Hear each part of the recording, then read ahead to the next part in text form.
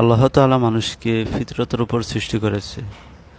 মানুষ চাইলে সে সত্যকে গ্রহণ করতে পারে, সত্যকে বুঝতে পারে, সে আল্লাহ তাআলাকে চিনতে পারে।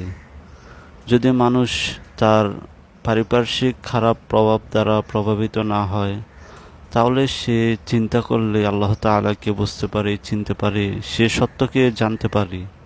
আল্লাহ তাআলা প্রতিটি মানুষের মাঝে এমন যোগ্যতা দান করে দিয়েছেন। আল্লাহ তাআলা বলেন সূরাতুর রুমের ৩০ নম্বর আয়াতে যে ফিতরাতাল্লাহিল্লাতী ফাতারান্নাসা আলাইহা, যে আর তোমরা আর অনুসরণ করো আল্লাহ তাআলার সৃষ্ট প্রকৃতির, যার উপর তিনি মানুষকে সৃষ্টি করেছেন। তো আল্লাহ তাআলা মানুষকে এমন স্বাভাবিক গুণ দান করেছেন যার দ্বারা সে তার আল্লাহ তাআলাকে চিনতে পারে। তো মানুষ যদি নিজের মধ্যেও তাকায়, তাহলেও সে আল্লাহ তাআলাকে খুঁজে পায়।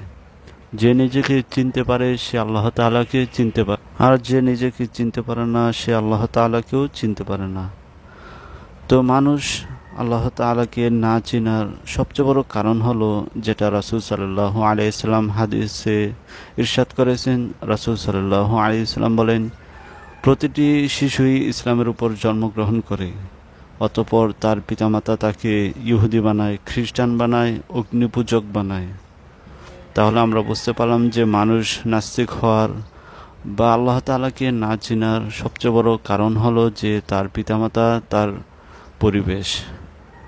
তো আল্লাহ তাআলাকে যেন আমরা চিনতে পারি, আল্লাহ তাআলাকে যেন আমরা বুঝতে পারি, আমরা আল্লাহ তাআলার আনুগত্য করতে পারি, সে তৌফিক দান করুন। আমিন।